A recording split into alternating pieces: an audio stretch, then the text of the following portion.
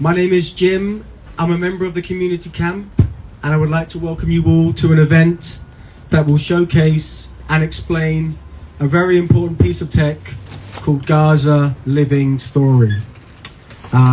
Tonight we are very lucky to be joined by two of its creators, Joe Friel and Lina Ayesh. And as you can see, Lina is joining us via live link, so hopefully there won't be any hiccups.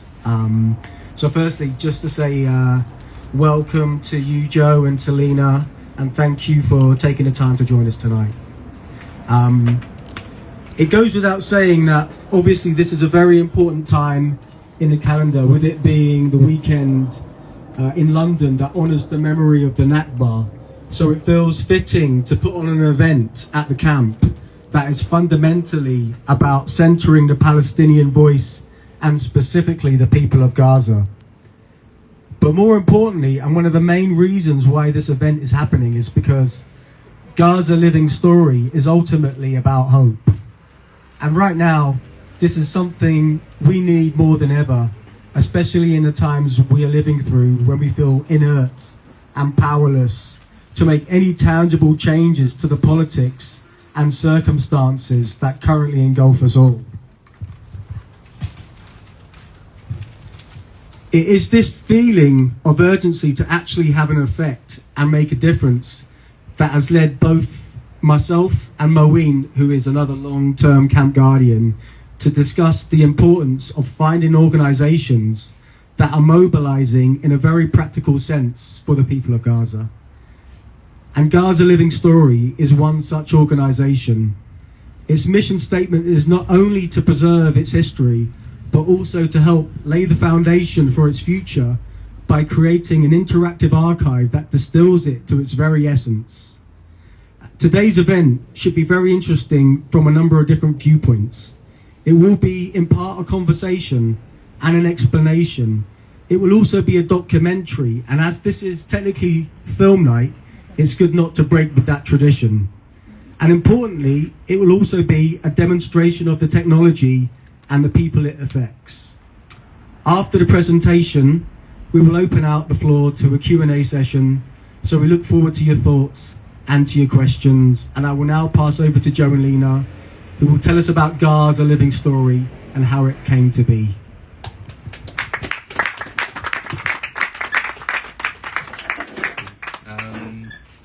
First of all, thank you for inviting us here. We aren't always the most confident with speaking and stuff. Being encouraged to come out and talk about what we've been doing, coming outside of the code is good. So thank you as well for coming down. We're going to pass over to Lina to kind of introduce a bit more, but I think before that we thought we'd just kind of show, since it is a kind of a film-based thing, we've got a series of videos which will intersperse throughout the evening. And the first one is just kind of give you a very brief introduction as to what Gaza Living Story is. Thanks, Joe. Can you hear me okay? Yes. Yeah. Yeah, if you can, then unmute, then it would help me not to hear my voice. Yeah, sure. Well, thanks everyone here. Again, like to be here, and thanks to the organizers for organizing such a beautiful event, and for all the Palestinian contributors who have contributed and trusted us with their stories and memories. Before I start talking about Gaza Living Story, I would love to talk and tell more about myself and my story. I am Palestinian from Gaza, and I am a part of Yalla Cooperative. We are a worker-based cooperative founded by people across Gaza, the UK, and the EU. And at Yalla, we mainly build products that help support communities, storytelling, and social impact. And this has been a great work, but for me, it's not the only thing that makes me work with Yalla Cooperative. It has been a way for me to connect with people, to the memory, and to the question, most importantly, about how communities survive politically, emotionally, and culturally through difficult realities. To tell you more about myself, I grew up spending most of my life in Gaza. When people outside Palestine thought of Gaza, as it mentioned in the news, as a place of wars, genocide, destructions, but not necessarily knowing anything about it, like nothing else about that. And however, for us as Palestinians, Gaza meant everything for us in our life. It was the streets we walked in every day, the cafes we attended, the restaurants we loved, the seas, the schools, the universities, all of the aspects that shaped us to who we are today. So everything we built in Gaza, we built it through our struggle and through our hardship and our work. When these places have been destroyed, a part of us lost with them because this meant a lot to us through all the different memories when we built them. And that makes us more determined of rebuilding it again, because rebuilding becomes a sort of healing, and losing what you have loved pushes you to restore it again, not only in the way that it was taken from you, but also in the meaning of it.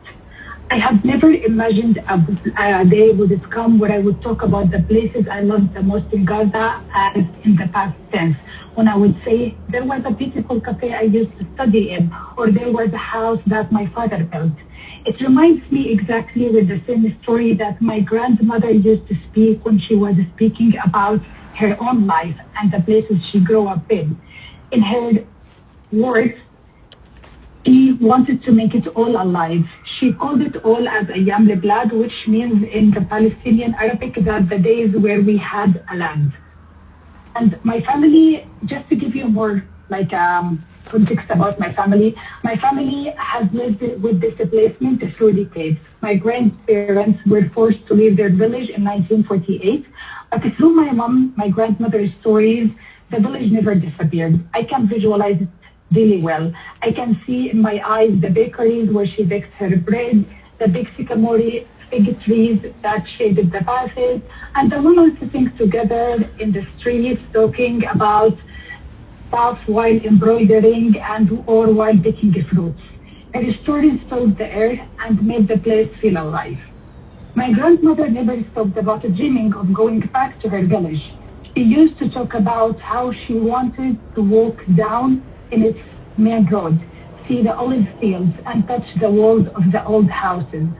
And she never got that chance. As I grew older, I realized that the stories she told us were her way of going back, her way of staying alive in the present and surviving and keeping her village inside her. My parents carried the same spirit. They lived through the same memory. They loved taking photos of us as children, and because they know that our life kept changing. On the back of every photograph they took for us, my mom wrote a little note about the place, about that memory, and I've asked her once why, and she told me, as Palestinians, we never know if we would be able to be in these places again, but we can always hold them in our hearts. Later on, those memories become for me a way of surviving and a way of reimagining. And now, for us as Palestinians, it's really painful to see how people outside are talking about Gaza and how it's being discussed in the global politics. When we hear about the plans of redeveloping Gaza or rebuilding it, what often we see are insulting proposals that aim to erase the people who belong there. Some of the plans that are circulating in the media describe Gaza as just the land where it can be cleared, relocated, redesigned, as it were empty without people and just waiting for the investors to be their own owners, like the new owners of the land simply. They talk about relocation, privatization, luxury, reconstruction, and the external control of Gaza completely. And this is why we built Gaza Living Story. We thought about all of these circumstances, and we wanted to build something that exists to become the Palestinian voice of protecting the memory, documenting the reality, and reimagining our future through our own eyes as Palestinians. It reminds us also that the future can grow within and build in the dignity, the connection, and in our own voices, not being pushed away or taken or spoken by others. The project itself is to keep us with our memories alive and to resist the erasure. It helps us as Palestinians to reimagine our future in our own way, seeing our own city, our own culture, and our own heritage, and passing those visions to the next generation. It honors also everyone who resisted the erasure by being erased, and also like resisting that erasure and making a space for the stories that can continue alive. We connect our memories, our past, our present, and our future in Gaza Living Story. And we can always remind ourselves that the rebuilding of Gaza can start by remembering who we are and understanding what really shaped us and where we are coming from. When we remember this, we are not just looking back, but we are holding to the truth of who we are and the moment that formed us, and the places that gave us belonging. And then rebuilding this is just not only a physical thing, but it goes beyond by rebuilding the sense of meaning. For us as Palestinians, it is how we are connected and how we can resist our disappearance. It keeps us grounded with everything around us. And it's not just starting from nothing, but it's continuing what has existed already. Our connections, our stories, and our will to live with dignity. Yalla, we are all connected together. We are all carry the same spirit into the creation of Gaza Living Story. Our work has been always of designing and building digital tools that protect memories, challenge distorted histories, and give people space to tell their stories in their own way. And Gaza Living Story connects the mission using the technology to preserve that memory and connect people and strengthening collective voice. This project is not just another archival, it is personal and it is deeply human. By sharing and reclaiming the stories, we are technically building a space where the truth and the memory can stay alive and where no one else can define who we are and what our future should be as Palestinians. And I'm really deeply proud to be a part of this project. This is not just the end of it, it's just the beginning of getting all the Palestinian voices all over. And we really want to grow this and to grow the Palestinian voices through Gaza Living Story. And now I will just leave you to Joe to talk more about his experience and his story.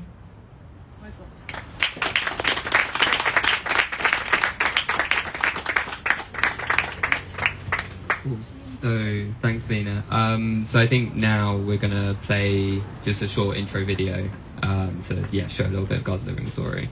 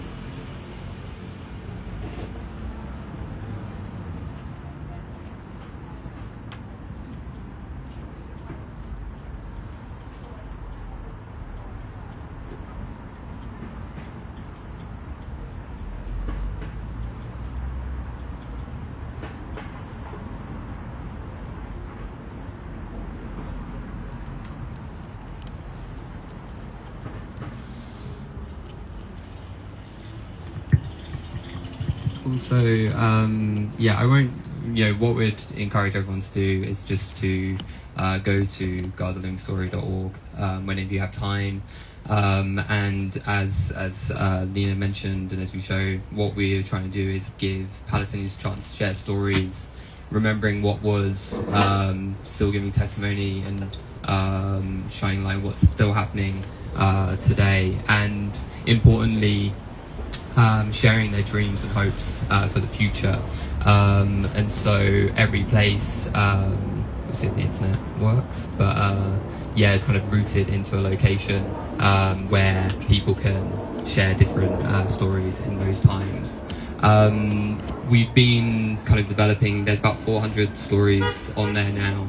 And then we've recently kind of been expanding it out in different ways. So we've been creating these different themes, which is another kind of way of being able to engage with the different stories. And this kind of what we want to just do is make it as easy as possible for people to see these and share these.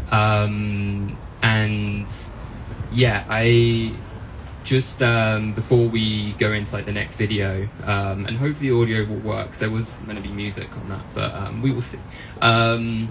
We're going to bring you stories from this project. It's going to be a mixture of videos from people, as well as us reading some of the stories from others.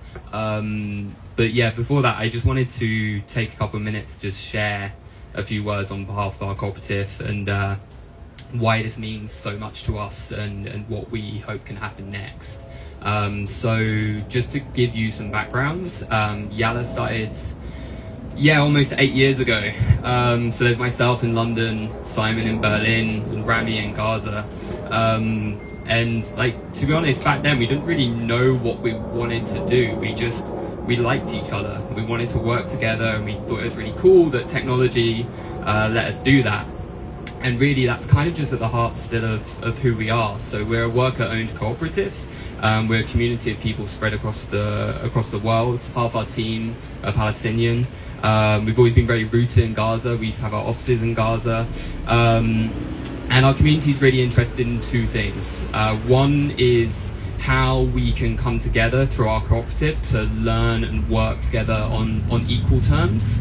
And two was how we can help others, like charities, activists, organizations, to use technology in interesting and positive ways. So that's whether it's building websites, apps, digital tools. And over the years, we've done everything across from helping people in the criminal justice system learn to read, through to mental health, through to helping with asylum appeals.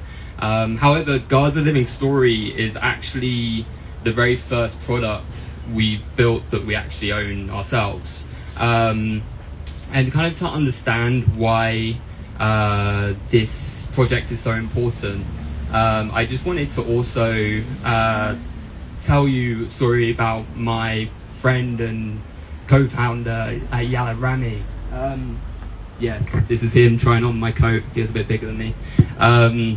He passed away last year, so I might work. It's always quite hard to talk about him, but I wanted to.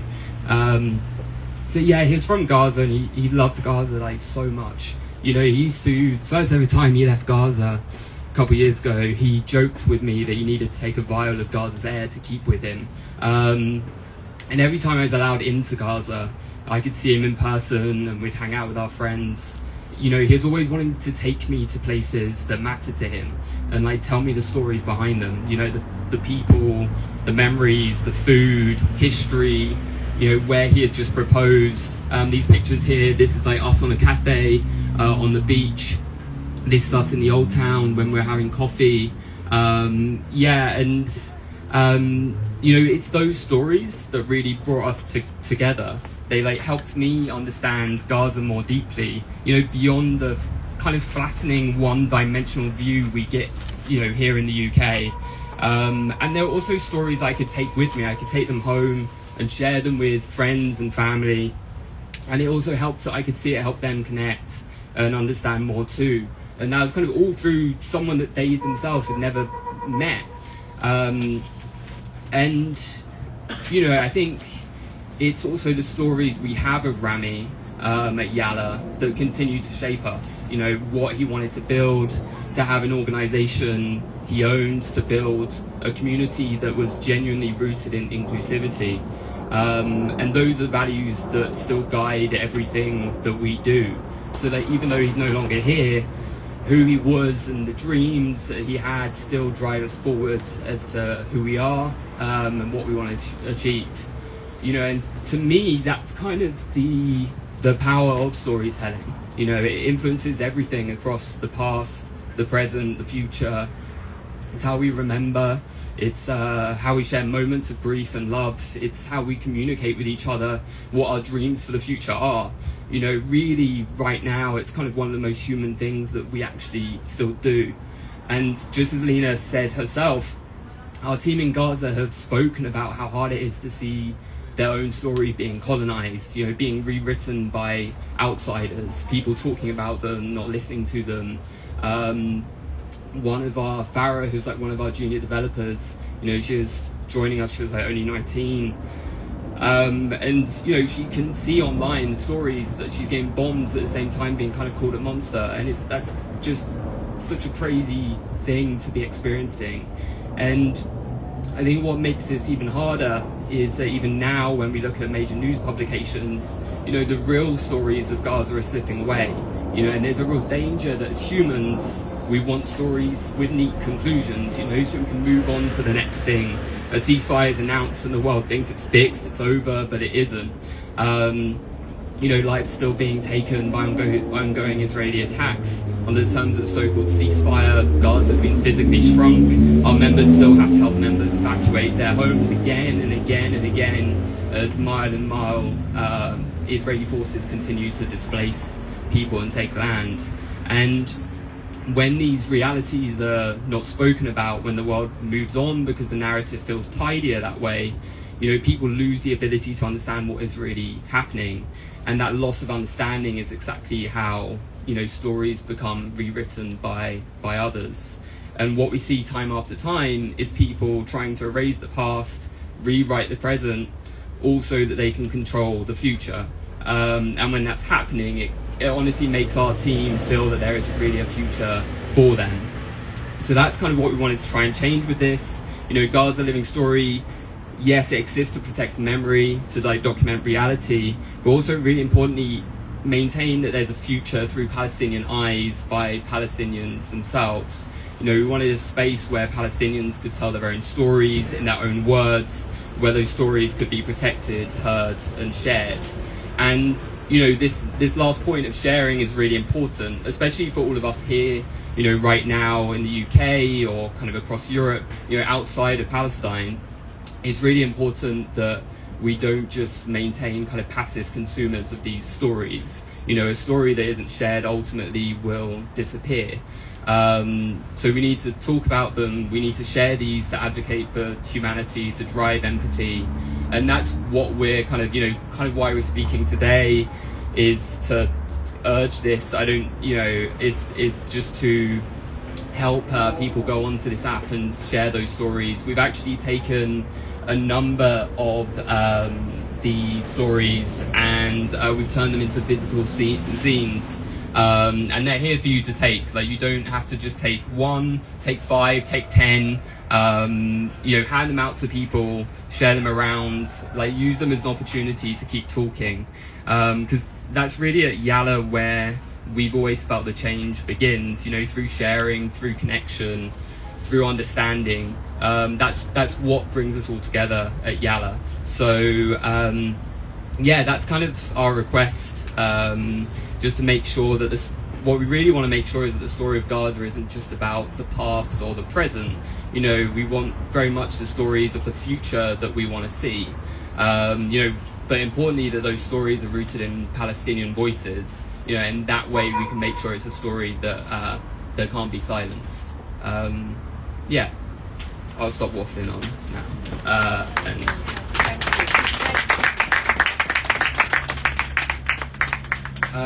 So I think now we're going to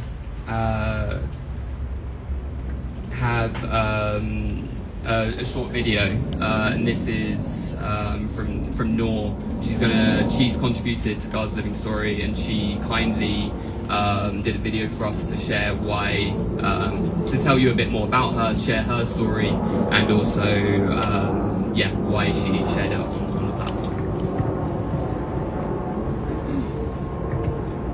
Hi everyone, my name is Noor Salhi and I'm 26 years old. Right now I currently live in middle of Gaza at Sayrat camp.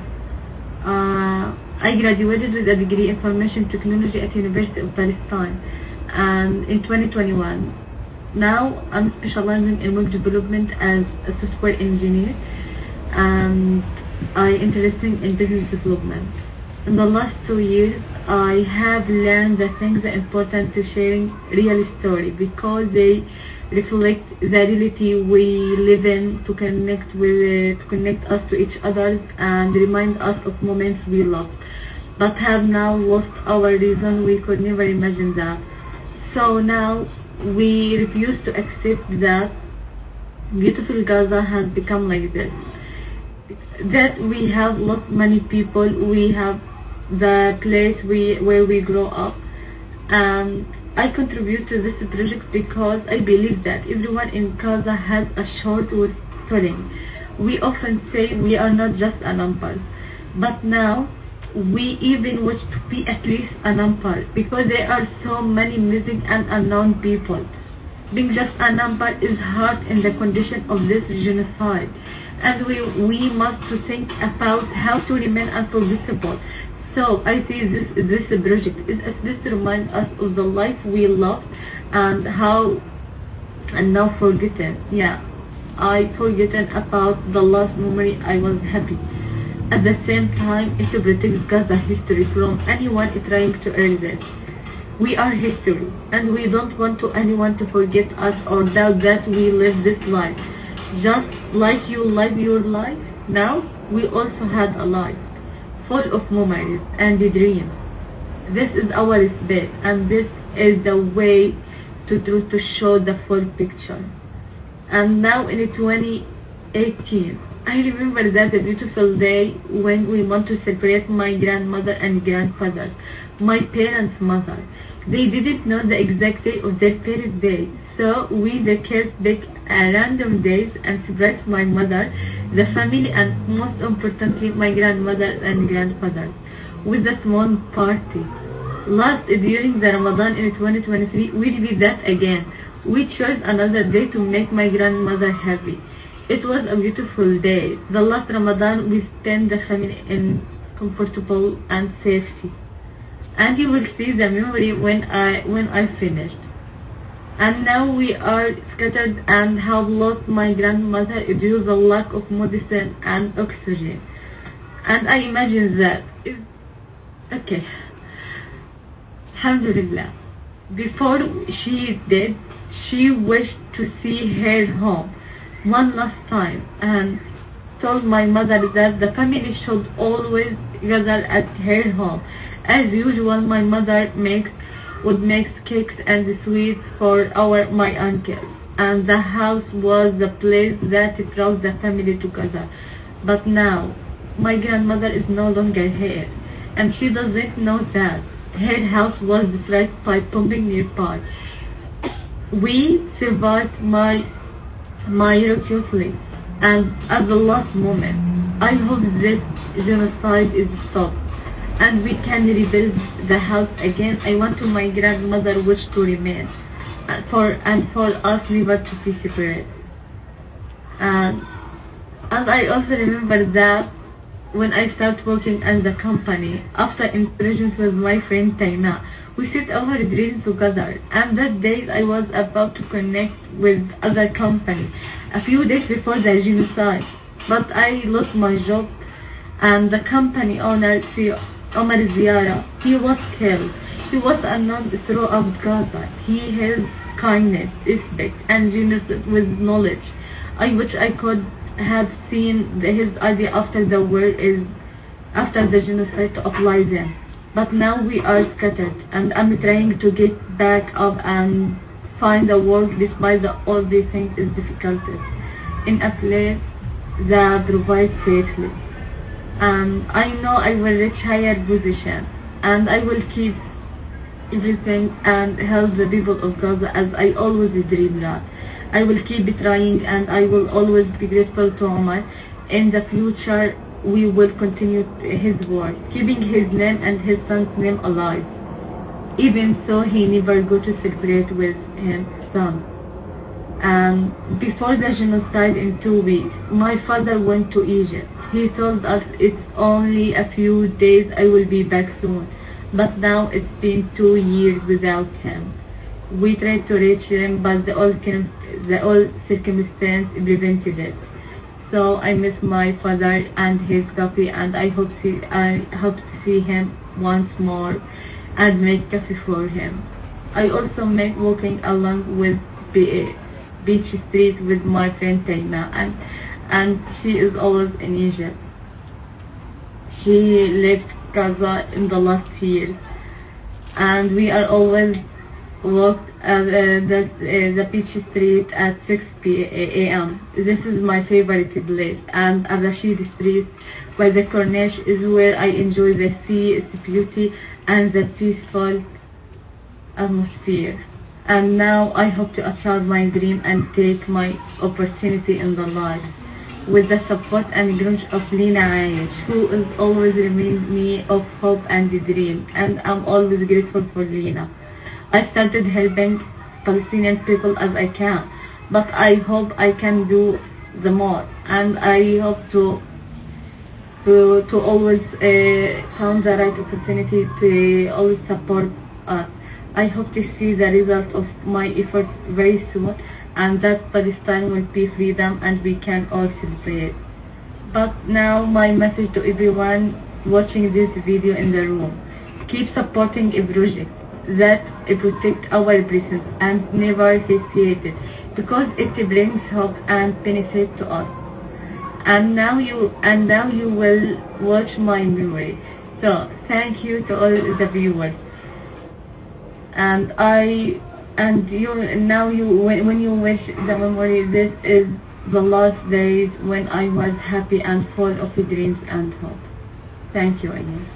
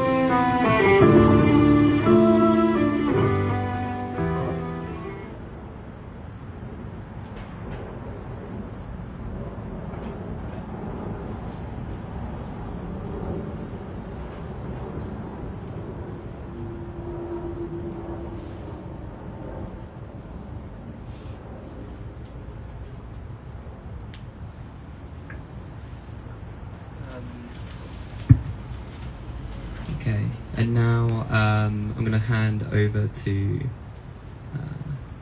Lina, if you can hear us. I think Lina now is going to is going to read one of the stories. Lina, did you want to introduce it? Yeah, sure. Are you going to share the slide? Yeah. So while you're talking, I'll move it over and I can do the slides. Well, thanks. I will share the story of Manar, who posted her stories over Gaza Living Story website. I will just read it as she did. The past, I work at the dentist, and before opening my clinic, I worked in a school that had become a shelter for families. Many people were living there, and I did my best to help them as a dentist. Those months were some of the hardest, but also the most meaningful in my life. Helping people who were in pain, with very limited tool and supplies reminded me why I chose this profession. Dentistry has never been just a job for me. It has been my passion. After several years of hard work, with my father's support, I was finally able to open my first clinic. I felt like a dream became true. Serving patients made me feel alive, and every person I helped was with things and purpose. The present. 2 years after opening my clinic, the genocide began, and my clinic was destroyed, along with other clinics and many parts of Palestinian life. I was then offered to work in a school that was sheltering hundreds of people, serving as a dentist for those who I can say those were the best months of my life when I was able to help so many people who were suffering from horrible pain, waiting for me as a dentist and treatment, sometimes even in the street. However, the school was later bombed. I was lucky to survive, but many people in that shelter were killed, and the place was completely destroyed. After that, my father suggested that we try to open a small clinic again by collecting contributions from family members. There was a severe shortage of dentists, and people were suffering from untreated pain. I agreed, and together we managed to open a small community clinic for a short time. Then we were able to help again and support those in need until we were forced to evacuate and the clinic was completely destroyed once more. The future. Being a dentist and helping people with my skills is what defines me. I truly hope that once that there is a ceasefire, I will be able to reopen my clinic and return to my work. I want to continue my education and complete my specialization course that I was supposed to start before the genocide. My dream is to heal, to rebuild, and serve again, to bring back the smiles and hope and the dignity to my community, one and my patients at the same time. Thank you, Lina. That was my story. Cool. What we're gonna now do is I wanted to play you another video. This is a class.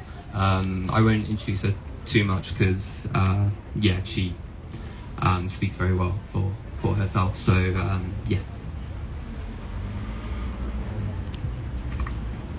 Hello everyone, this is Ikhlas, a proud Palestinian from Gaza Strip, mainly from a small green town called Azawaida in the middle area of Gaza Strip. I have graduated from the Islamic University of Gaza with Bachelor in Computer Engineering. I have graduated with excellent with honor grades and worked as a teaching assistant at the university and later started my specialization in software engineering, mainly in quality assurance and testing. I have joined NVIDIA as a contractor in the networking department, and later I'm currently working as a QA and testing engineer in a steel startup in the Middle East. I'm here today to share what I think about the Gaza Living Story project and why I deeply believe in it. Actually, I'm someone who reads a lot, and all my knowledge, all the knowledge I have developed was from books.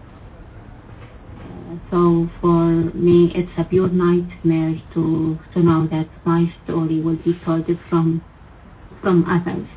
I believe no one other than the people of the place should tell the story, and because no one knows the reality and no one knows the details of life and the details of the place and have this information to understand. And I would start with what I recall from Ibrahim Nasrallah, the Palestinian writer that wrote a lot of novels. In one of his novels about martyrs, funerals, and grief, he said something that actually motivated me to share in this or contribute in this project. He said that, do you know what happens to the stories that we don't write? They become the property of our enemies. This is one motivation, and the other is the faithfulness for all the people who shared and wrote Gaza's stories and raised their voices until their very last moment. Gaza's writers, artists, journalists, and all its people. And as I mentioned earlier, as someone who has read deeply in Palestinian literature, in the history of the Nakba, in Arab history, translated memoirs from Latin and Europe, and all the histories of wars and narratives of resistance and liberation across times and countries, and as a reader of sociology and philosophy, I believe that one should never listen to the history of a place except from its own people. Same to what Diane Al-Hout did for Sabra and Shatila survivors.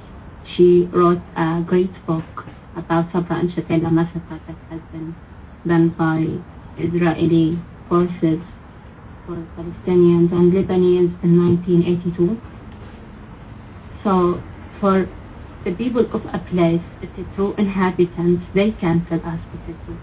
Sabra and Shatila was told by the survivors from the massacre.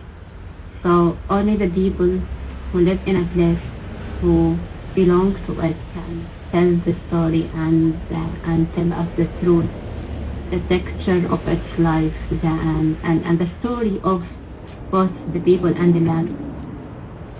And as ikhlas, as it was written to me, to live through this genocide and witness it,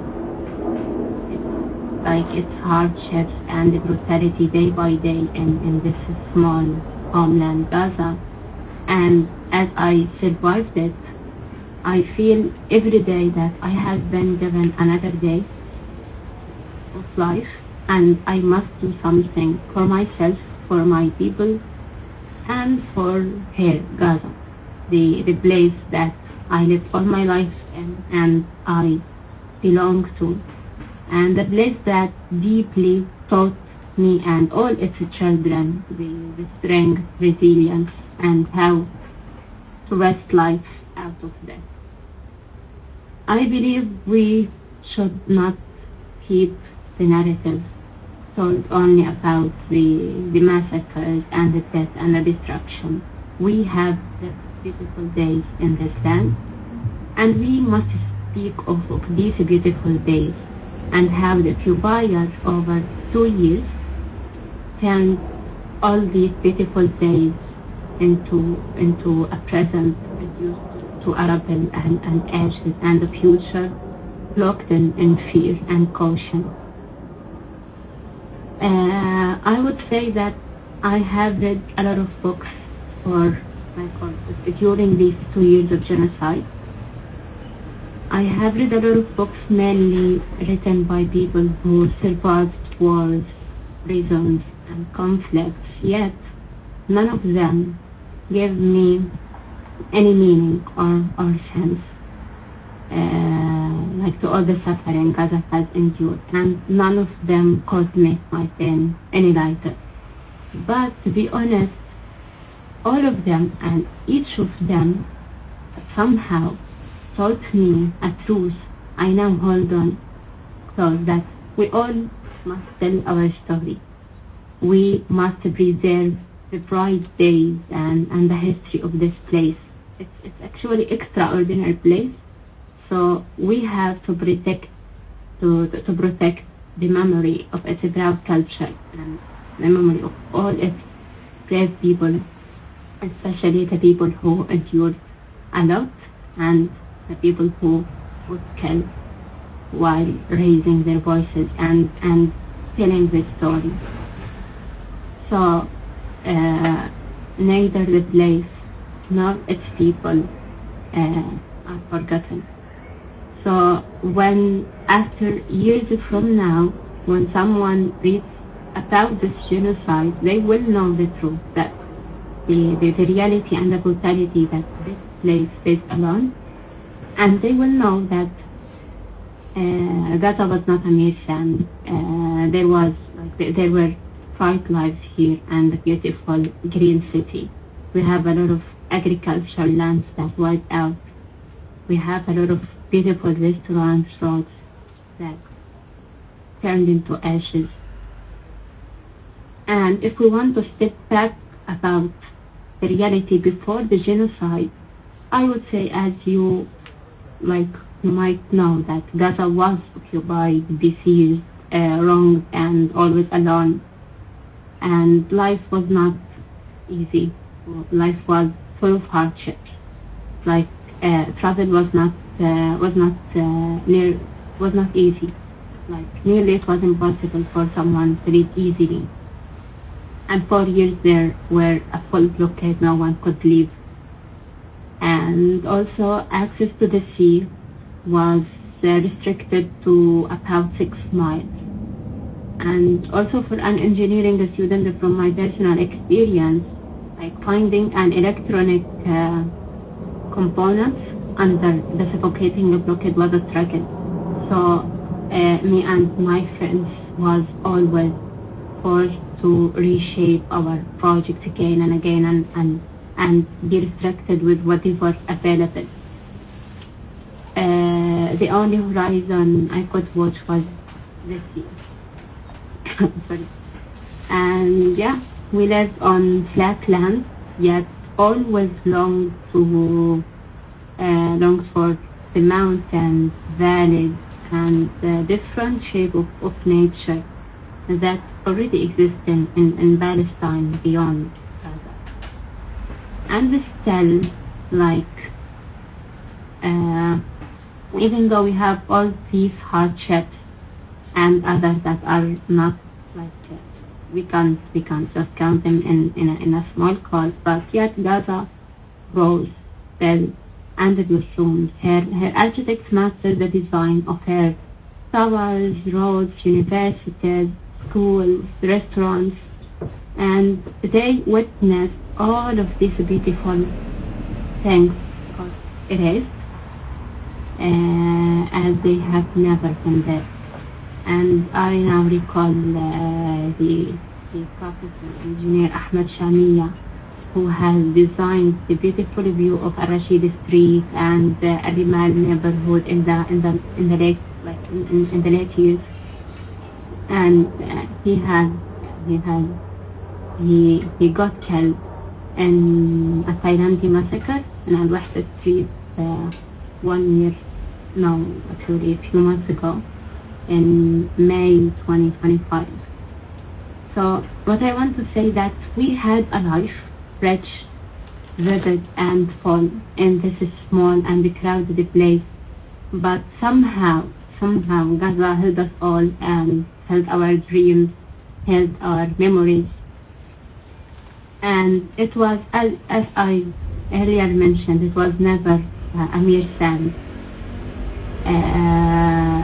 Gaza people were never simply hungry or helpless victims, and they were not myths or legends as the people imagine. They are ordinary people who loved life, and I want to say that I believe that they loved the life more than anyone else in the universe, because actually they were so tested by it. So because this place holds all our memories, for me it holds 27 years of my life, and I want to say that all what I learned about life and resilience and resistance and the God values is the source for it is Gaza and its people. So the least we can do is to tell the story of the place and the story of the land and the story of the people.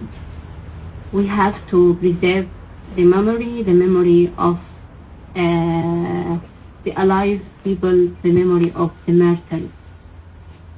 Because all those murders actually were like us, clung to hope and waiting for a day they tell their stories and they preserve their memory.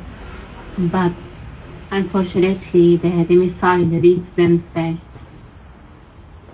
And as I mentioned, as someone who, as it was written for me to survive the genocide, I feel like we have worked daily with among absences, faces, sounds, places, and views, even the views. And we still insist on remembering and to not let these memories being forgotten. We should write them down. We should write them somewhere and make sure that people read them and we don't lose any memory of this place. And I believe we will live carrying this unbearable pain of survival, but we have this pride of doing our duty, telling the narration and save the narrative being told from us. And I want to conclude with what Dr. Rifat Al-Hariri, who is a master of this genocide, a great loss for Gaza and the people, the storytellers. He said that if I must die, you must live. If I must die, you must live to tell my story. If I must die, let it bring hope, let it heal pain. And as I mentioned when I started, we have to tell the story in faithfulness to all the people who got silenced and who were telling the story. We have to continue on the road, continue on their steps to tell our story and not let Gaza be forgotten. This is what I wanted to share with you. So let's tell Gaza's stories. Let's face the pain and the grief and the mourning we have with a strong narrative that saves Gaza, and until we rebuild it, let's keep the memory and the stories alive. Thank you.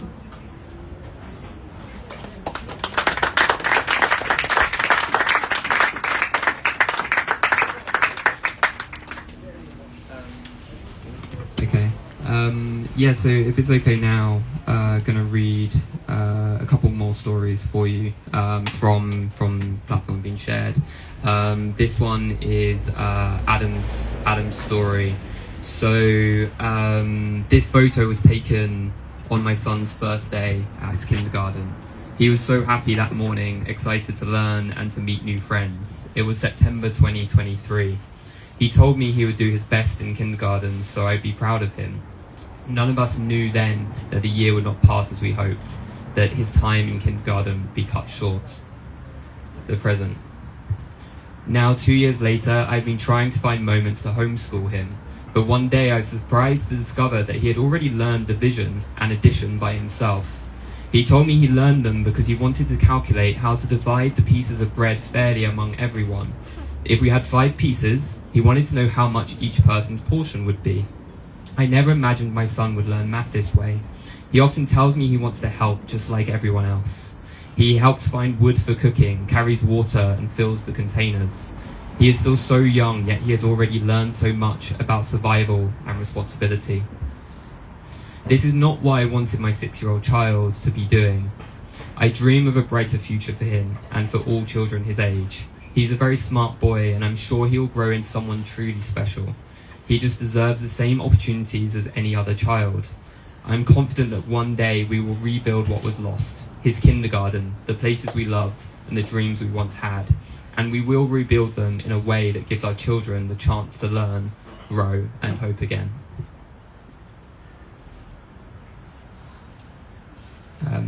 This next story is Nada's story, and this is about her favourite place. And yeah, this place has a lot of means a lot to a lot of people from Yala and also Gaza Sky Geeks. It's where we used to spend evenings. So yeah, this is from Nada.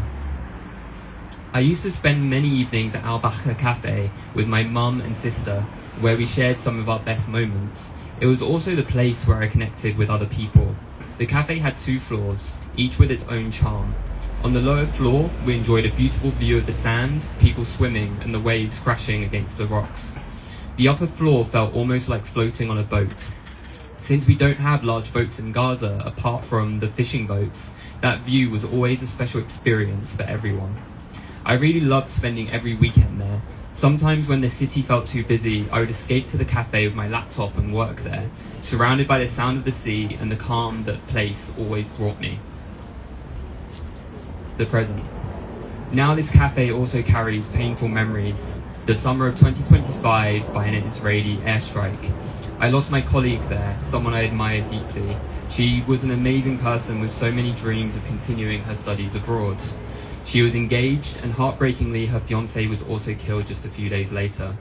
The place I loved most became tied to this loss, and it was not easy. All of my memories felt turned to ashes. Still, I hold on to the wish of seeing the cafe in the same beautiful way I used to see it before, even though it now carries the memory of my colleague. I know this must also be true for many others who spent countless evenings there, trying to hold on to what once felt like home. The future. I really want to see this cafe full of amazing people again when I return back to Gaza. This place is a part of Gaza identity, where it's full of memories and warmth. I also remember that we had all the visitors who are coming to Gaza to stop by this cafe. Obviously we have a few people. Let's hope that that would be the future that we build for ourselves.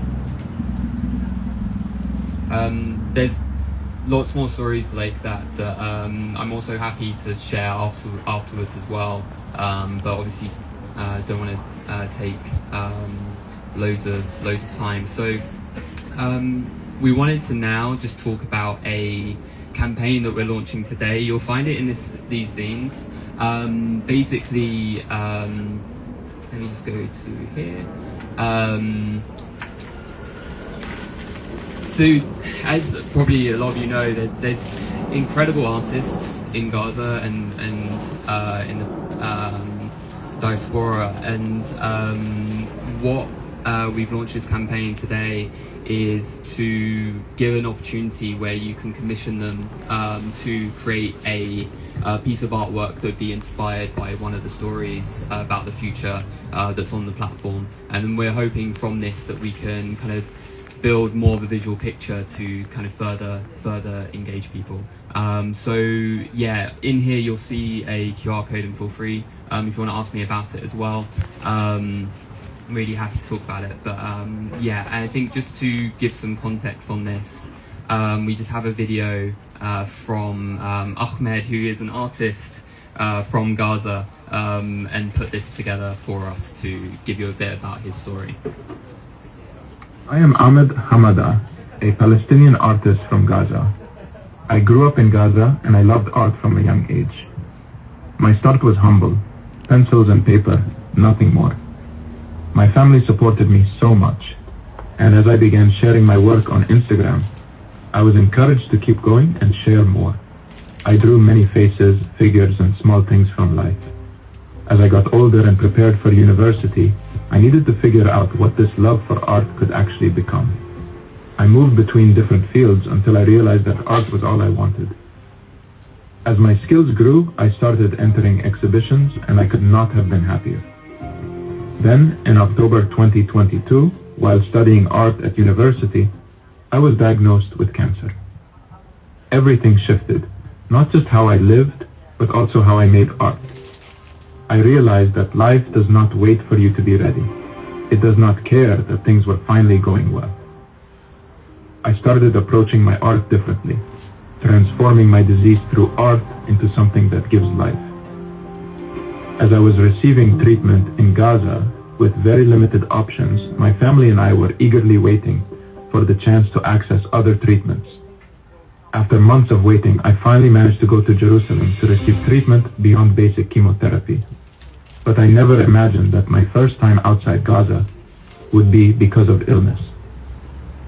After months of treatment, on October 5th, 2023, I was on my way to Jerusalem for my third chemotherapy session when the hospital called and postponed it. Something inside me told me that things were about to get worse, but I still held on to a little hope. 2 days later, everything changed. After October 7th, my fear changed from the illness itself to being killed in the genocide and losing everyone I love. After 4 months of desperate waiting, my family managed to get me to Egypt so I could continue treatment. There, doctors discovered that the cancer had changed and become more aggressive because treatment had been interrupted. I still ask myself what would have happened if I had continued my treatment in Jerusalem. How many people are in the same situation where time stopped, with nothing to do but wait? In Egypt, I started intense chemotherapy again, but my body did not respond. Then doctors moved me to bone marrow transplantation, a surgery I was supposed to have had much earlier. The surgery was extremely hard, but I managed to survive. I survived with isolation. The isolation was suffocating. During that time, I made 2 small paintings. Both were called Isolation. They came from that feeling of being trapped and confined, with my body and mind under siege. While I was still in treatment, I learned that Israeli forces had bombed my family's house in Gaza. My art studio was damaged. Many of the works I had spent thousands of hours creating were destroyed. That is why I created my artwork 2 occupations. Cancer was occupying my body from the inside. The genocide was devouring Gaza from the outside. What I wanted most was to get back to my art and back to my life in Gaza. As an artist, I was lucky to be able to say everything I wanted through art, because words were not enough to describe what I feel and what I hope for as a Palestinian. For us as Palestinians, art is a necessity, not a luxury. Through the years, I learned how powerful art can be in telling your story. It is also my way of creating hope and expressing our feelings for the future and rebuilding the hope that we are losing every day. I really hope that we can continue creating more art that rebuilds our hope for the future, and that our voices can reach everywhere through our stories. So that's one of the artists who's been helping us build this campaign. And then just finally, I think this will be the last kind of 2 videos. This is a very short video of Nada, who's another artist originally from Gaza, who also wants to talk about why this campaign is something she wants people to be looking at.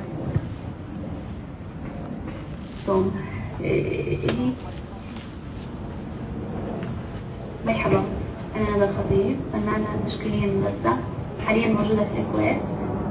بشتغل في مجال الرسم القصصي وعملي يتمحور حوالين تحويل النصوص والأفكار لأعمال فنية.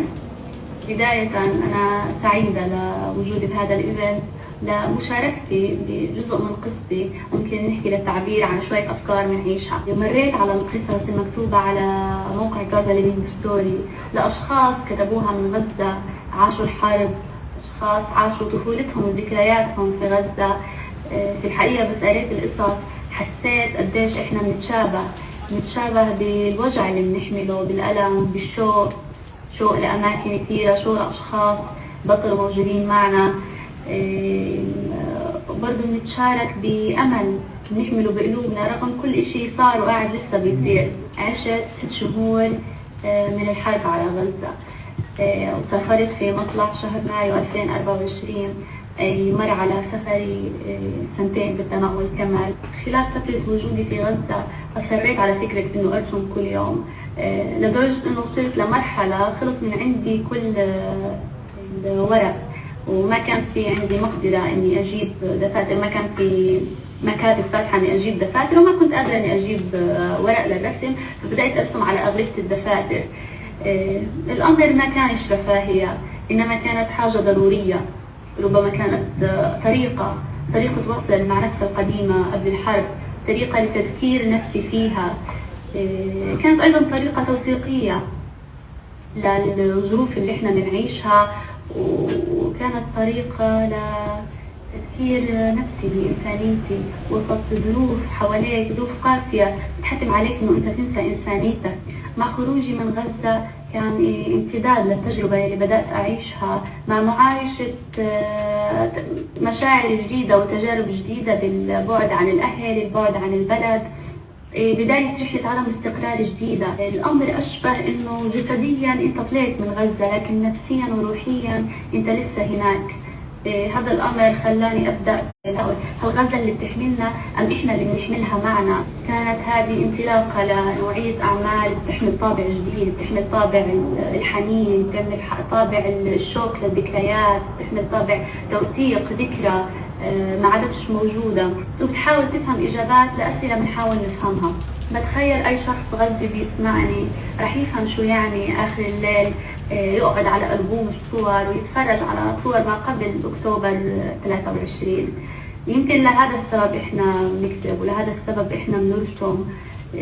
هي قبل ما تكون محاولة لنخبر العالم عن غزة، هي محاولة لمواساة أنفسنا من خلال توثيق هاي القصص، توثيقها وتوثيق ذكريات عشناها في أماكن وأشخاص يمكن بطلوا موجودين معنا. يمكن هي طريقة نحاول فيها نلاقي إجابات على أسئلة تخطر لنا، هي طريقة نضلنا متصلين بإنسانيتنا وبأنفسنا. بالنهاية بتمنى إنه نضلنا نحكي قصصنا، سواء بالكتابة، سواء بالرسم، سواء إنه إحنا نحدث فيها أصحابنا ونحدث فيها الناس اللي بنعرفهم، نحكي أفراحنا ونحكي أحزاننا ونرثي أصحابنا ونرثي الأماكن اللي كانت موجودة، وإنه ما نيأس من أثر الكلمة، أثر الخط، سواء فينا إحنا أو في غيرنا. وبس هذا هو. شكرا جزيلا لكم ويعطيكم العافية. And this is just to finish off some of her artwork.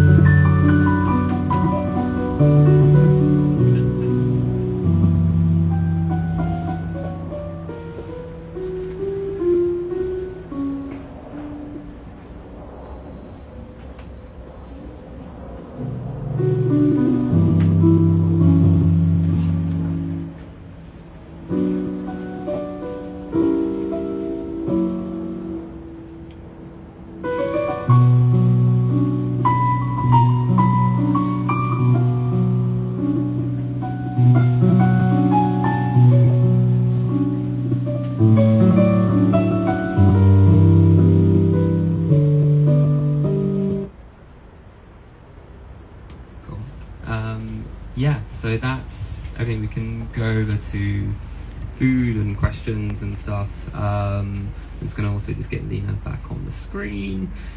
There you go. Hey, Lina. Yeah, so, you know, I just very quickly, the reason why we think this campaign is quite important is, you know, for our community, and Lina, you might speak to this as well, it's always been about having agency. And not being reduced to kind of one-dimensional pictures. And so, you know,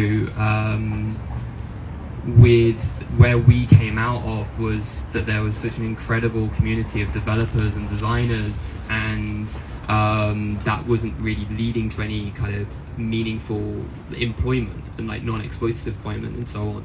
And so that's kind of with our organisation in Yala was to come together, work together on equal terms, but kind of be able to have agency in the things that we build. And it's the same for the artists that we know as well. You know, they want to be able to be commissioned to do interesting work, and so that's why we wanted to kind of do that campaign. But yeah, just to wrap up, I'm going to hand over to Lina to see if you have some final words you might like to share to end the evening. Just put you on screen. No, not really, but just, yeah, I mean, we would be sharing with you the campaigns for the artists. The idea came itself from Ahmed. We were thinking a lot about like how themselves as an artist can contribute also into imagining the future. Like obviously, we all know that, and the sad reality about everything, that we can't change everything at once, right? We can't really just now suddenly decide at this meeting that we want to rebuild Gaza in a certain way and then we are able to do it. However, we are still there to reimagine because, again, like people thinking of Palestinians in Gaza and the politics, in the global politics, that's not necessarily the people who know what they want. But through really all of my talking with the artists, they had a really nice and a clear vision of how they wanted to illustrate others' dreams. And we all know that art is super powerful. When I was talking today to Ahmed to collect some stuff from him, I was asking him, Ahmed, if someone has told you, why do you think art is important and how art can be a form of resistance? What would you say? And he thought a bit and he told me, look, there is a lot of reasons why and why reimagining is really powerful. But I wanted to ask you the question, since you live in Europe, why people mostly visit, for example, France and Spain and these places? Aren't they visiting these places because they wanted to look into the history and the art in there? And that is mostly what's forming a global economy of Europe. And that's why I think, for example, art is powerful because we have been able to tell all the stories of the past, of the histories, through the art that we see in places. And I'm pretty sure that our art, whether that is about our past or equally about our future, this is the vision that we wanted to pass for the next generation. So yeah, definitely we're super excited about this campaign and we will keep it learnable as much as we can and get more artists to contribute to it. Thank you very much. Yeah, thank you again for coming out. Really appreciate it.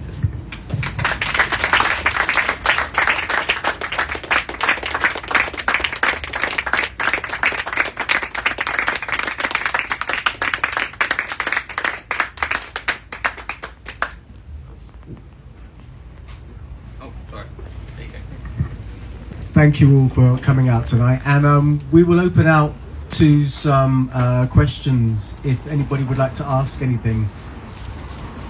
So, yes, up and go. First of all, thank you so much for enlightening us and making us cry, making us laugh, and giving us some hope as well. But what I'm still unsure about is, yes, like the last few words that Lina said, was that nobody's in any doubt about the reality of things, as in the rebuilding of elements. There's a lot that's not in anyone's power. How Gaza is going to look like, what is going to happen, who's going to run it, who's going to exploit it, like you said. And yet all of these powerful stories, and for example, the dentist, the school, the artists, everybody needs to rebuild. What are the connections that we can make from outside of Gaza, as in through this platform, where, for example, if somebody needs to complete their degree or somebody needs to complete their whatever educational level or anything at all, that we as an outside community can assist in getting those people to where they want to be and need to be, to start even thinking about the rebuilding element.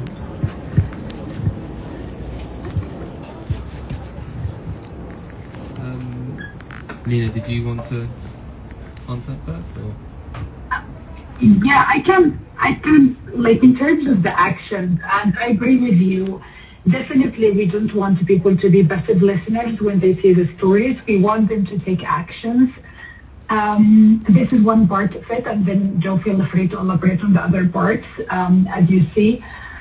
So one is, obviously, education and awareness is important. So the more that we talk about it and we have these small talks that help us really mobilize the knowledge. That is in itself is very important. Myself, for example, talking to my neighbor about it, it is important. Anyone else like talking about it, it is important. So your action can be as little as keeping talking about it, right? But then it can go beyond that. So if you think about the artist community, for example, thinking about Ahmad's story, Ahmad has applied to every single opportunity that were posted recently for France to go and study art, to continue his studies. And he was rejected in all of them.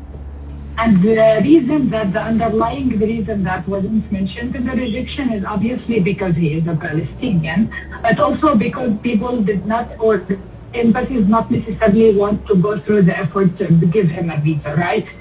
However, in the same case of Ahmad, I had a friend from Italy who has been mobilizing the different parties to help evacuating students to go and continue their studies because education shouldn't be stopped. And they were able to make that continuous program where they're getting a couple of people every couple of months. I know it's not a lot of students. We are talking about, let's say, 200 students a year, but it's still making a huge difference because these students who are out would talk to others and would also spread the story and the history and will continue their education that hopefully they can carry and teach others in Palestine. So speaking of the actions of advocating on the individual level of one person and then helping them really unblock them because of that injustice system, that in itself is a huge impact. When we talk about a bigger level, there is also obviously there is always the support in the financial things, but not everyone can do it, which is I totally understand, but there is also giving the time and the skills, which is volunteering in different places. For example, I run with my friends and we run a voluntary thing called Volunteers for Palestine, and we mainly collect volunteers and then we just assign them to organizations, or we have organizations posting opportunity and doing it. Because especially with the Talk for Good, it's not everything is great and volunteering is a huge bit of it. So that is another aspect where we can help. So where you can help in terms of investing your time and skills. And there is a lot of also supporting the ecosystem and the Palestinian-led structures, communities, organizations who are always trying to change Palestinian life for better. I know there is a lot of organizations that exist, but I still think not yet enough. Because if we think about the extent of this, every organization can help a couple of people, but then you would need more of these. Because then you would spread it. And with the more that we do this continuously over the time, we would be able to help more people in one sense, but also then people then the aim is become helpers of other organizations. So it just goes as a ball of ice. So this is what I would say in general. Julie, want to add to this? I was trying to think. I think one thing, and I think we've been bad with this in the past, is we need to be better at knitting together the ecosystem. So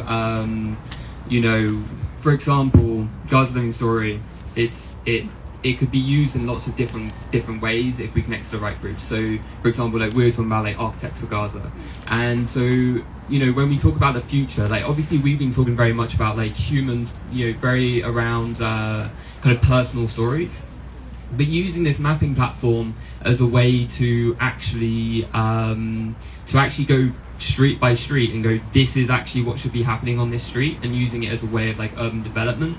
But that requires us knitting together with architects to do that. And I think this is a common issue I see across all non-profit sector, charities and tech goods.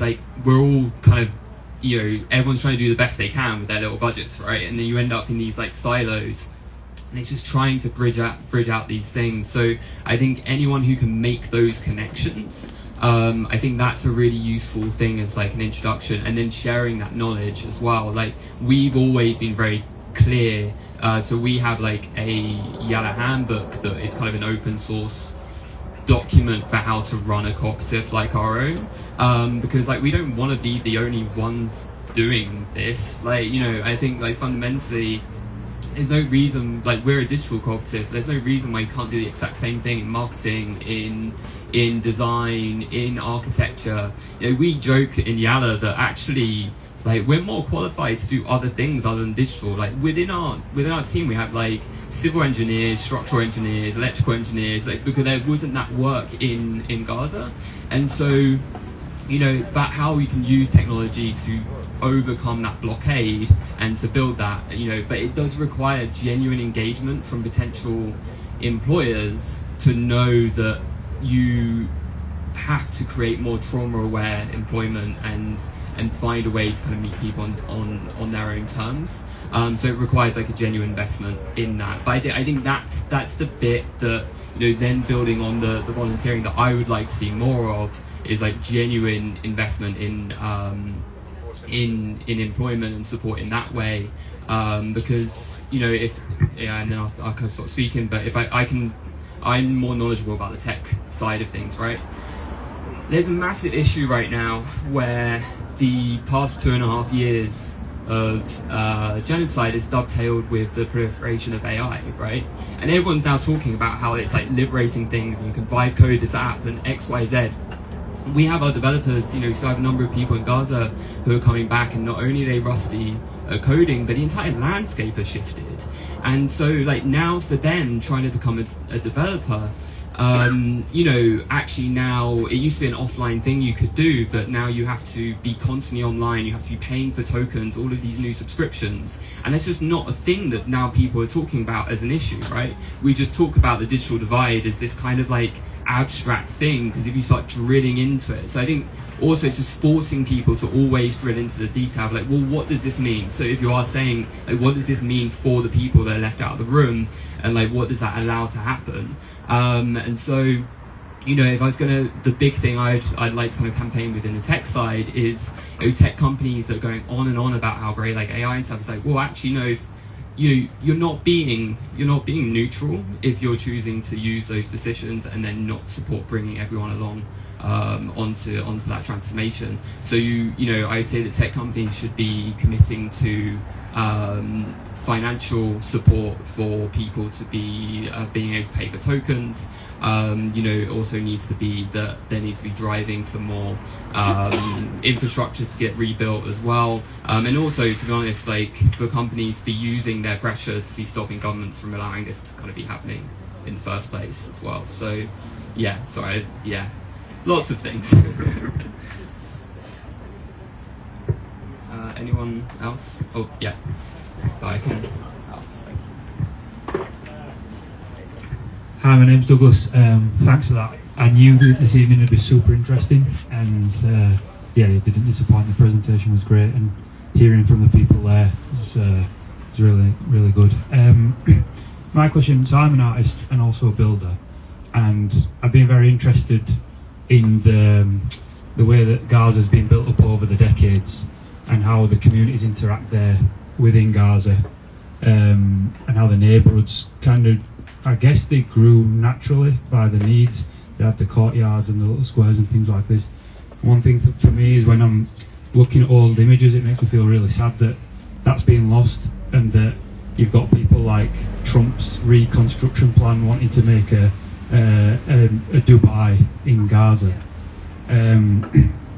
Here a couple of years ago there was a protest outside JW3, which is a Jewish community centre, because they had loads of people coming to talk about the future of Gaza, and they were just members of like the Jewish community groups and stuff here in London. And yeah, there was no Palestinians invited, of course. The BBC was there and things like this.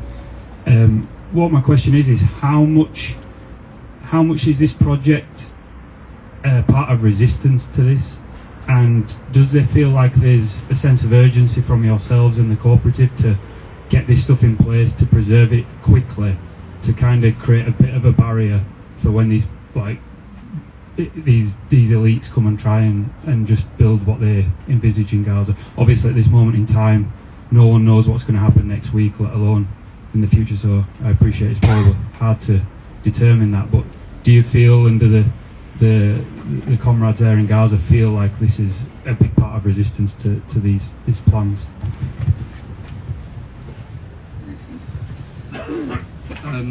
I will just say one quick thing and then hand over to Lina. Yeah, so this actually, when we first started talking about this, it was around the time when, there's this kind of like infuriating paradox of Twin Ballet is like the Riviera of the Middle East, but also rubble, and who would ever want to live there, and be able to say these things and just be completely not kind of called out on it. And so, it was the joy of Tony Blair resurfacing, and and there was no Palestinian voices. So it was kind of to look at how can you create a counter narrative, and because I think one thing we always believe is in the power of the many, and so if you can collect, like, there are so many stories. We have like 400 on there. That's like in such a tiny fraction, and so if it can get that momentum, then it is a way that we felt that it resists the ability to silence or to speak on behalf of. But Lina, did you want to kind of add to that as well? Yeah, I agree, and I know it's not an easy thing. Again, we could change how things would look into how things would be in Gaza. If we think about it, right now, we get influenced by the media. I think there is a powerful point when people say what they want, and they would start saying what people think about it, and influence how people see it, and then we think these.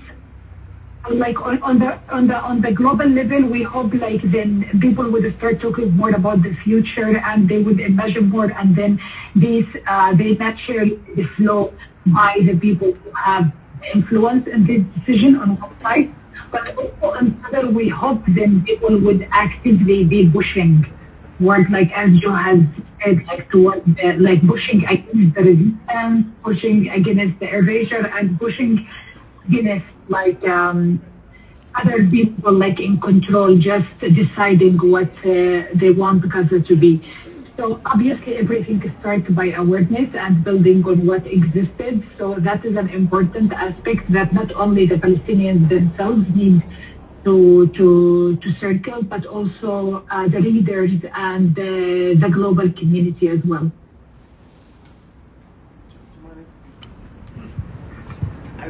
Just to reiterate what the gentleman behind you said, that it's such a good point, which is kind of like almost the point where we felt like a conversation like this is so fundamentally important right now, to say, how do we oppose what effectively Western governments want to impose on Gaza, and organisations like Gaza Living Story, and very fortunate we have a member of Architects for Gaza right now, and if you don't mind, it just jumps on. If Adam's happy just to jump in, I'm just going to pass the microphone on. Adam. Yeah, no. Thank you so much. It's amazing to see the work, and apologies for not getting hooked up much earlier. I think Jim's been trying to get us together for a while. So I'll just say I think the work dovetails so well with the work for Architects for Gaza. I mean, we're very much the same kind of intentions, in a way coming from, we started work in November 23. I mean, Architects for Gaza is set up to do several different things. It's solidarity, it's advocacy, and it's also actually design, and in filling the capacity while during the disruption, our only aim is to centre the voices of Palestinians and Palestinian culture. And there are many, many fantastic architects in Palestine and from Palestine. So it's not that it's not that. It's just that during the genocide there was very little capacity. People didn't have internet connection, computers. They were completely disrupted. So it was like, how can we use the resources amongst the the rest of the world to kind of backfill that capacity and still keep some visioning going? And the reason for that, the reason why it's important, is because of sustaining that narrative, hearing those voices, centering those voices, partly in a sense of propaganda to counter the narratives that you're being swamped with, partly as a sense of just of maintaining hope, but also really, really practically as well. I mean, the mayor of Gaza and the chief planner invited us to. It's quite incredible, really. I mean, during the day they were, being bombed, and he was trying to keep the sewage running. The sewage, the sewage treatment plants had all been bombed deliberately. Okay, and then, this is a very high-level kind of city planner bureaucrat, but he's having to work to try and divert by night sewage down the streets so it won't go into people's homes. I mean, it's completely insane. And then he gets on the phone to us and asks us to, he said, what we want is visions of a sustainable city for the future, and we want you to think big, and we want you to think green. And it was like, nuts, how can this guy actually do this in the midst of this genocide, have the sort of foresight and thought? And so we thought, okay, this is not just advocacy and propaganda, although that's very important. And so we've over the last sort of 2 years tried to help the municipality continue the work that they'd already been doing. They'd already been doing some really, really good planning work for Gaza, and just to sort of maintain that capacity through there. And the reason that's critical is because, inshallah, there was a peace, and there would be a moment of reconstruction. Things can go very, very fast, and if you haven't mobilized your own people with a vision, with a plan, others will jump into that vacuum. All right. Yeah. So this happens in other conflicts. You've got to be ready, and you've got to be prepared, and you've got to be mobilized. So that felt really important to keep mobilized. What was I saying? Yeah, and so really it was kind of like getting this dispersed group of people around the world to hold the torch while that disruption was happening, with the intent that as soon as one could, you would be empowering Palestinian designers. And so the last little bit of thing that we managed to do was secure some funding to be able to pay people in Gaza, because there's very little work there, very little sources of kind of income, who are there to actually do design work there. And the idea of setting up an urban room, a bit like this really, a place where people can do urban design and run workshops and do co-design and all those things. And so we've actually just secured that fund, I think 35,000 euros actually. So that's, that can quite go a long way to, so it'd be really good to hook up with you properly about this, because it, and I'm just saying, when we were doing this work in November 23, I remember we were trying to investigate the sites that the municipality had given, and we were scratching around on Facebook for this little picture here and this little picture there, and asking people what did they remember, and this is like so well done and such a brilliant tool and resource for that, and it's so good that you've got in such good time, and amazing. Thank you so much.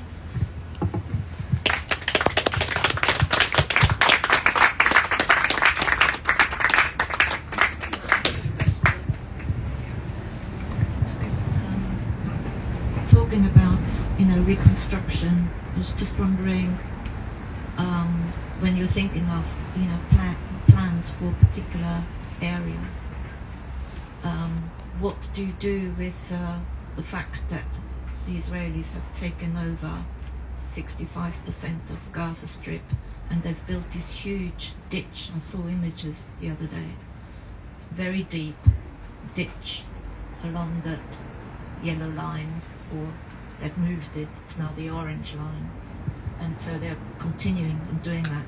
So I just wondered, what strategy can anybody develop to to kind of counter that, or how do you deal with those ditches? And also the fact that so much of the place is poisoned, has been poisoned, and the rats are kind of infested. Sorry, bringing all these negative things that I can't help it. So these are two things. Another thing, more on the positive side, there's I wonder whether you know about the Phoenix Library that has been built by two guys, and they've been basically, very upset about the destruction of the libraries in the universities, but also their own. And so they've been going from place to place that's been bombed and finding the books, undusting them and repairing them. And even though this guy's been in a tent that got flooded and everything, he's been able to rescue those books. And he's accumulated that, and he's been fundraising as well. And he ended up, it's just the other day I saw it, I was mind blown. He found this empty space which was just, a rubble really. And he created this beautiful library, and with looks like thousands of books with and he built the shelves himself and so on. So an amazing contact to have, I think, for your project. Omar Hamad. Yes, Omar Hamad. Yes. So, just wondering whether you've heard of him. I have no idea where he's based. Do you know? Yeah, I can contact him for you if you want. He's in, No, for them to know. Yeah, I'll message him and then put you in touch. Cool. Thank you. Did you want to say Yeah, I can't necessarily, about the, I think the only thing I'd say is, we've done another project actually, which would be worth looking at, which is called Picturing Scholasticide. And it's a project we did with a number of kind of academics from Leiden University, and it's looking at the systemic erasure of education in Palestine. And I think what's important, like as you're kind of then sharing this with everyone here, and lots of people know, but other people won't know. But it's just powerful in making sure that's still constantly happening. And so again, it's just about how to make sure that when we have the layer of talking about the present, that is still being shared. Like I think everyone here knows about the yellow line, but I still, it's kind of quite shocking how, I don't know, like people, like friends stuff still don't know that. And I think, again, it kind of, it's treated in this like abstract, right? And whereas we had a situation where one of our developers couldn't work for the weeks because he had to help his family move out of his family home because the Israeli forces were moving mile by mile, moving them, and it was the next mile was going to be his house, so then he had to move his family. And and I speak for myself, like I hear yellow line, but there's like when I hear Mahmoud tell me about that, it's like it does hit differently. I think and so I think it's again how that comes from the voices of the people who are witnessing it, and how we constantly amplify that is going to be always really, really important. Lina, is there anything you wanted to add to it? It's just a very difficult topic for us because now it brings us all the different memories of how that line is in Nakba, like was pushed and pushed and pushed until we shrink to Gaza, and now, as you said, like 65% of Gaza has been taken away, and not just been taken away, but every day, as Joe mentioned, this line moves mile by mile. So I guess, like as Joe mentioned, the most important that we bring the awareness about it, and people understand what does it mean that people like in the line they would need to move in to another place, and then these places like they can reclaim back for now, and then Palestinians are just being pushed. And most importantly, that this is not just happening only in Gaza. but it's also happening in the West Bank. Like the cities are shrinking massively every day.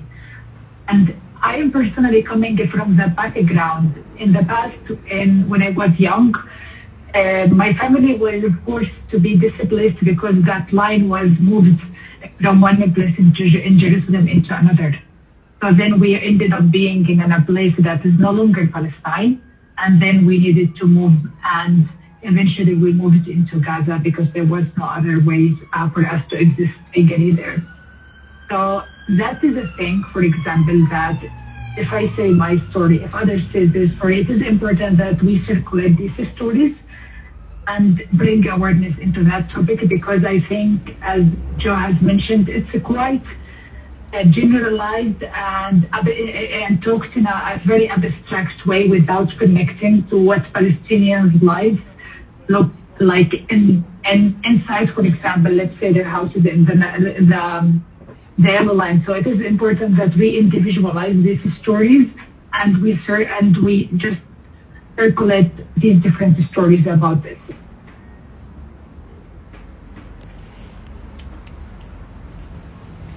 I have a question. This is a question to you both. How do you see the next steps in terms of mobilizing to actually become something bigger, to like put yourself on a bigger platform in terms of like, I suppose it's a question I might have even asked you, Adam, at your P21.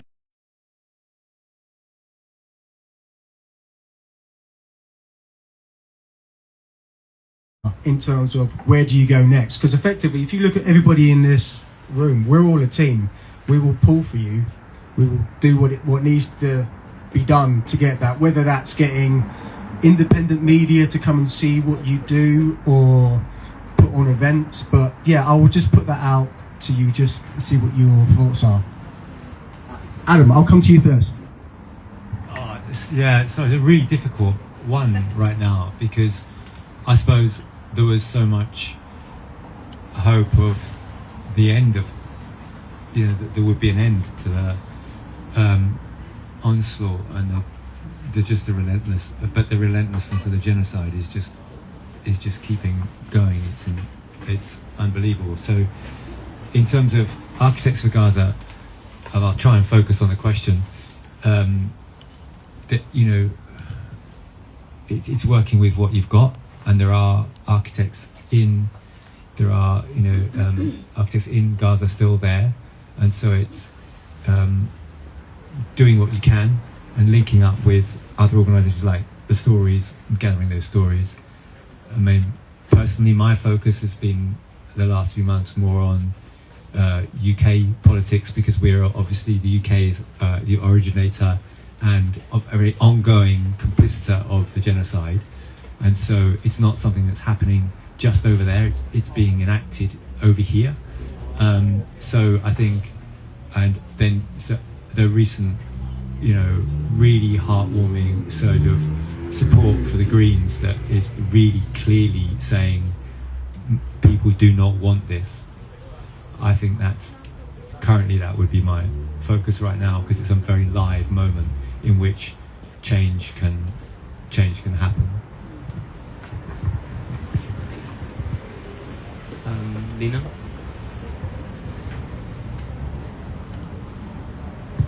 There is not much for me to add here, but our hope really, as Joe has mentioned, we can really knit together all the different things into a more mature thing. For example, as also Mohammed has mentioned, if we can, for example, then empower the architects in Gaza just to use Gaza Living Story, future stories, then to shape their imagination about what people want, and then also themselves to contribute into that, then we can connect everything together.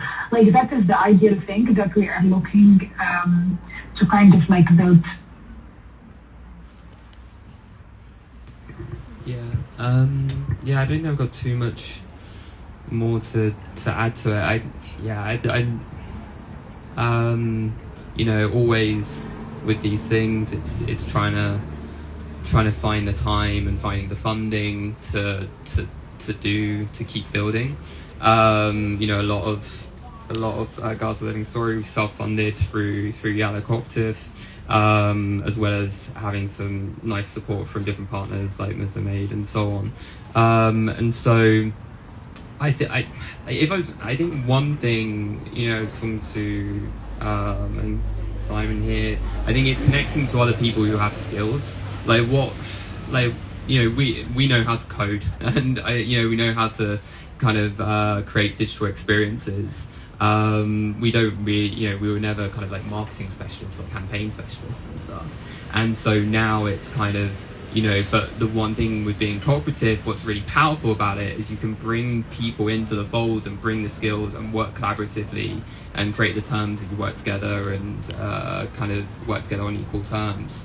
So really, I think probably the next thing would be to find people who know how to, you know, kind of build further marketing, how to drive things further, and just ideas as well for how to develop these things further. Like, for example, the theme of the stories, so that we put in, where it's you know, looking at the theme of motherhood or education, that came from a conversation with a project called They Have Names. And they, you know, that conversation is what sparked that, and it was, you know, and so I think it's just about trying to connect and see what other people are doing. So yeah, I think if anyone here ever wants just to share their knowledge, then we're very happy to listen, to be honest.